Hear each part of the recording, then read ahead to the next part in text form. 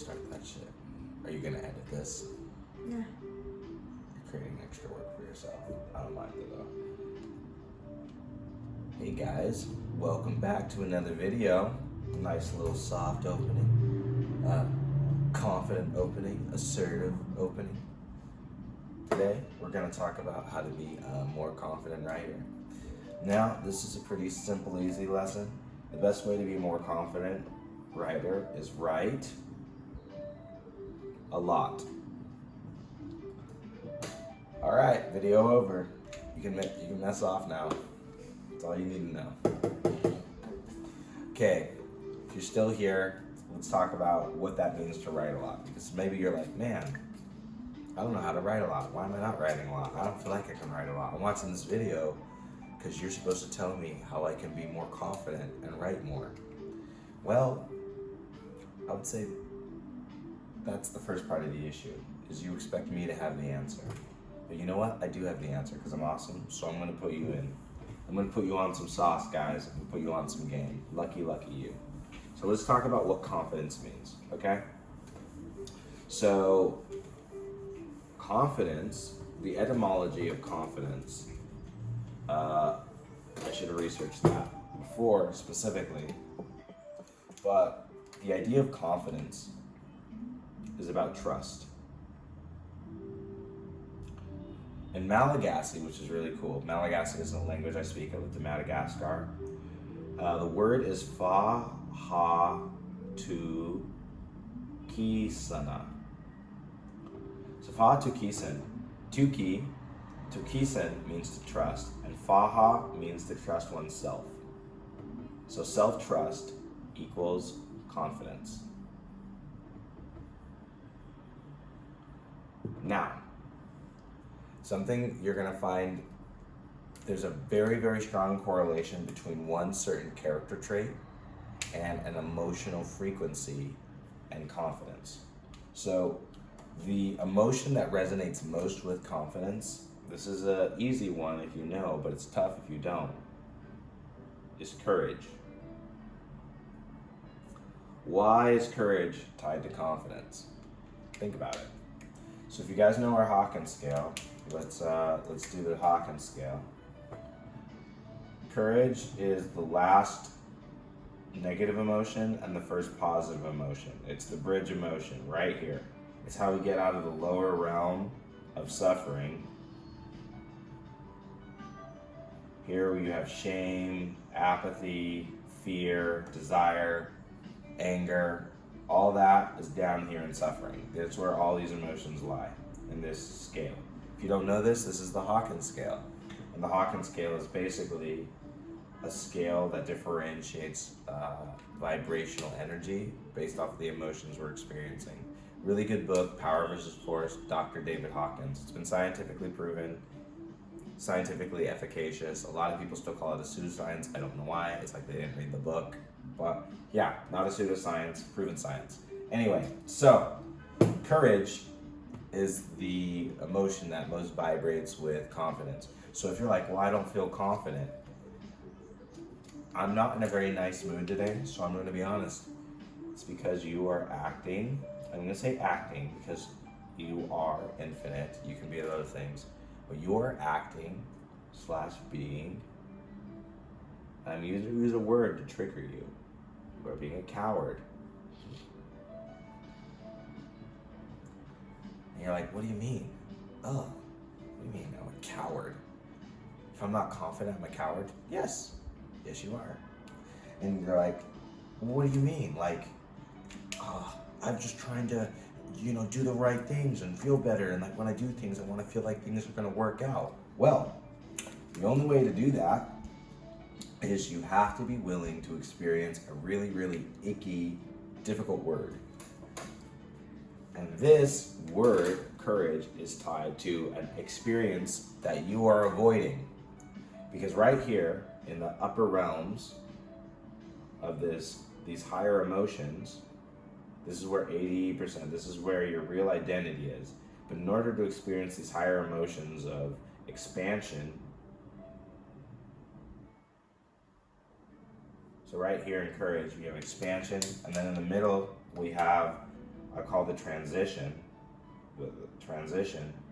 where we're getting by, but we're moving from suffering into expansion. As we're moving through this transition area, which can be difficult, but it's necessary. As we move into this higher part of expansion, I'm saying this a lot.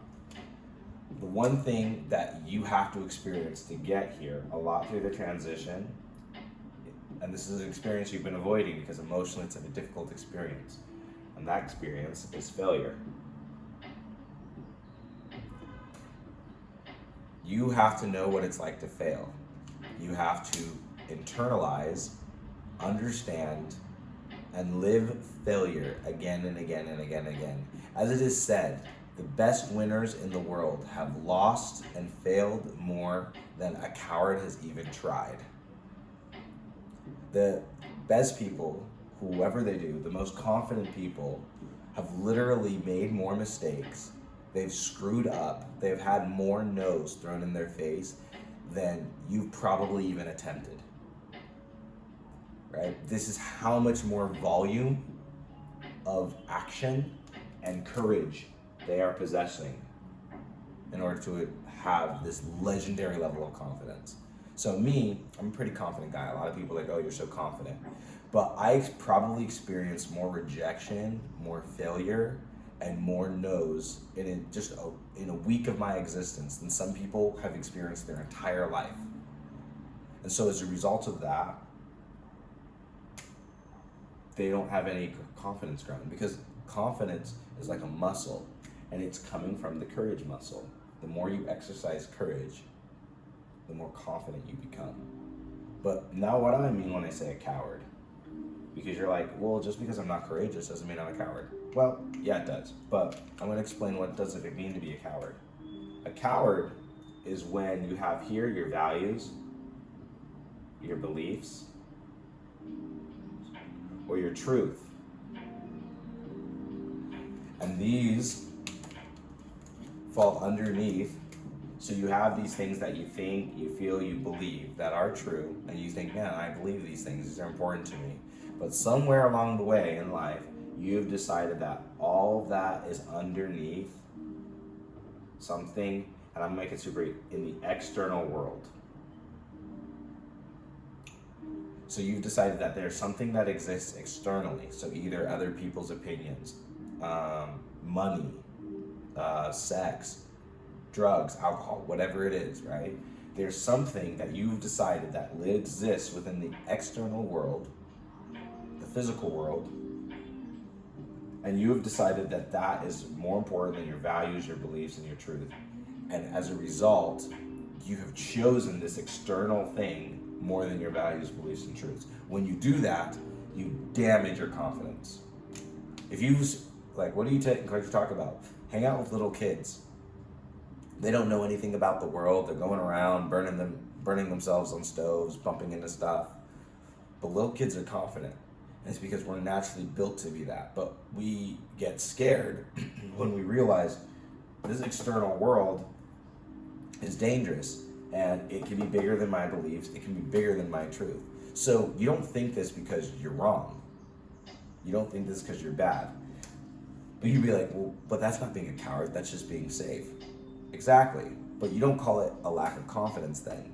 You call it intelligence, right? If I see a lion and I think to myself, that lion looks really hungry, I'm not going to go fight it. It's not because I lack confidence. It's because I'm not stupid and I understand what that lion is.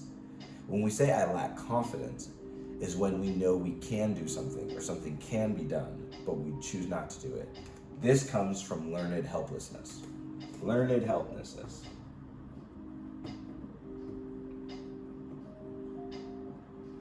Learned helplessness. So to give an example of learned helplessness, this is, let's say you have all this stuff, but let's say you have an elephant. When it's a baby elephant, the way they train it in the circus is they stick a rod in the ground and they tie it down and they trap it when it's just a little baby. And then they make it walk in circles around this little peg. and it's not able to get it out as a baby, and it struggles and it tries. But what's nuts is that because they broke its mind when it was a baby, when it grows up, they can still place that little peg in the ground and it'll just walk in a circle around it. Even though as a grown elephant, it can rip that thing out and move on. But the elephant is not aware. And so it follows around in a circle. And you might be triggered. You might say, man, so are you saying the elephant's a coward? No. Elephant's not aware. But if you are watching this video, it means that you are aware. At some point, you came to recognize, I'm lacking confidence. I'm not trusting myself. So, because I want to help you, because I aim to deliver value, I'm going to be honest with you. You have betrayed your values, your beliefs, or what you know to be true for something external. That's the only reason you would lack confidence. Because confidence comes from facing failure and understanding you can survive it. When you face failure again and again and again and again, and you survive, that builds confidence in yourself. Because you realize, oh, failure can't kill me. Because there's really two fundamental fears, right? And now we're gonna kind of go about this. But really when it comes down to it, it's because fear is running your life instead of faith in yourself.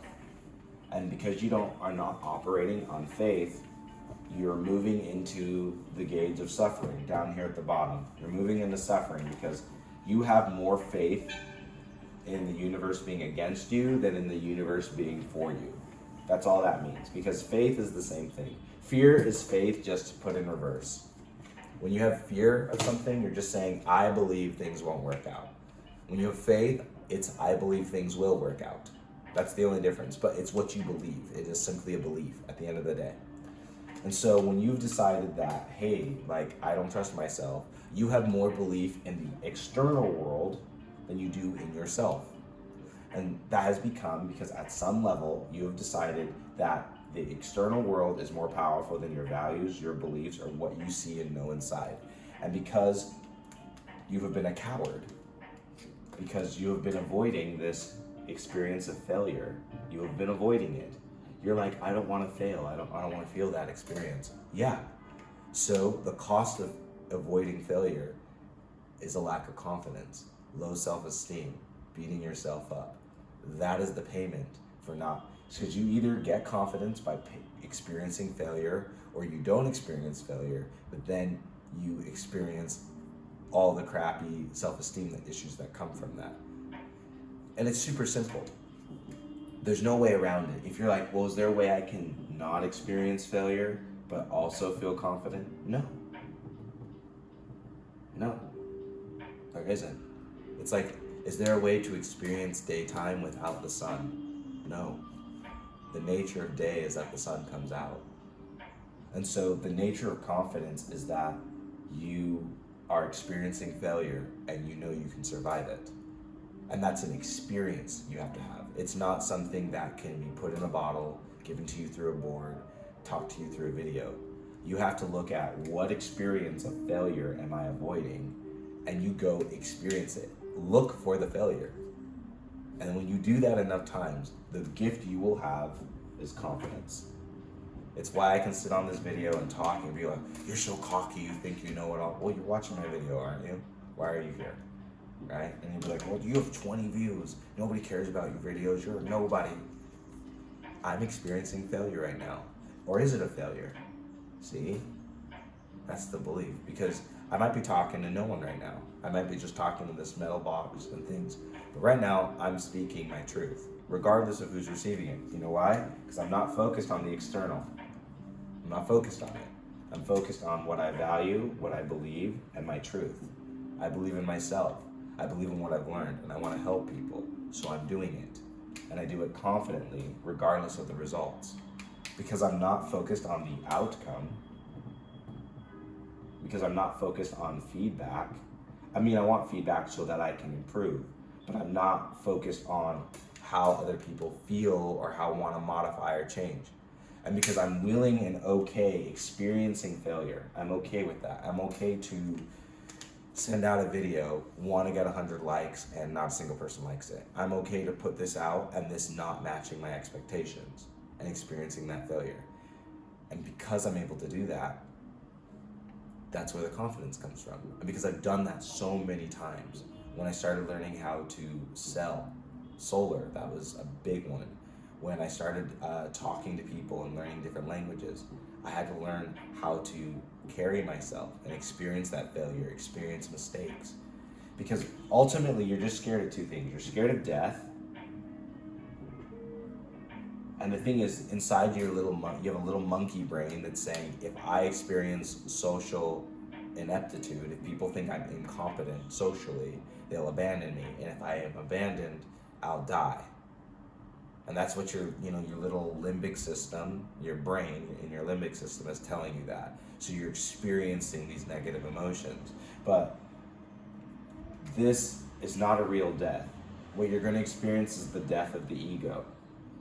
Because you're going to realize that all these things that you're trying to protect yourself from are actually, most of the time, the ways you're trying to move yourself forward. And this is where we talk about the difference between confidence and like common sense. Because if someone doesn't go and decide, not going to fight this bear in hand-to-hand combat, it's not because they lack confidence. It's because they know that bear is going to kill them. And that comes from a level of trust. That comes from a level of knowledge. Right?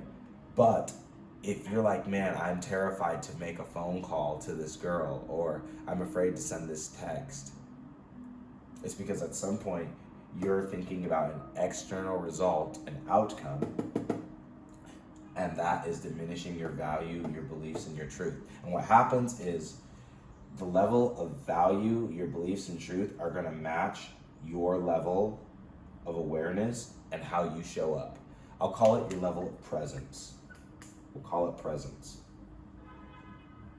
So when you show up in a way that says, I believe I am this much, your body comes to match it.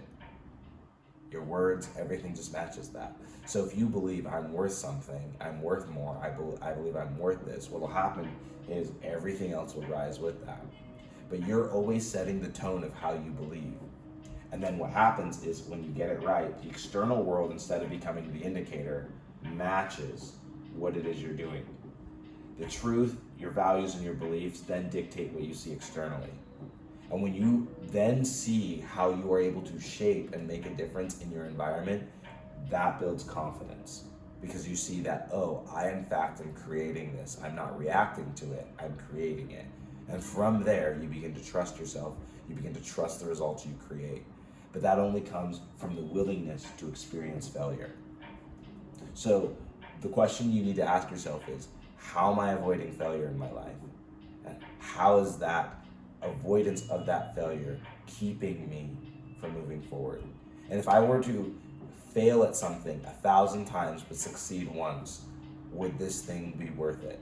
If you can say yes to that, failing 1,000 times, and it would still be worth it. So let's say, like, I want to make $1 million in a year. Let's say you live up to 70 years and you get 70 cracks at it, right? If you failed 70 times, would it be worth that? Or would you rather be like, no, let me get my cushy $50,000 job and not even try? Something to think about it. Because let's say you failed for 10 years to make $1 million and you only succeeded on the 11th year versus somebody who's like, I'm gonna make $50,000. They might have had a hell of an experience, but when you succeed on the 11th year, you've made more money than that guy did the whole time. And then the year after that, and the year after that, and the year after that. But this only comes from being willing to live out our values and see where we do it and where we match up. Now, I know money isn't the end-all be-all. That's probably what a lot of you are saying, like, oh no, it's not all about money. I was just using money as an example. It's about anything you want. Ask yourself, if I were to succeed where I feel my failure, would it be worth the failure? And if it's not, then let it go. Stop thinking about it. But if it is, stop being a coward and follow your dreams. Like and subscribe if you like it. If you're interested in more teachings, look down below for the school group or join my waiting list so you can work with me personally if you're interested. Stay happy, stay healthy. Peace.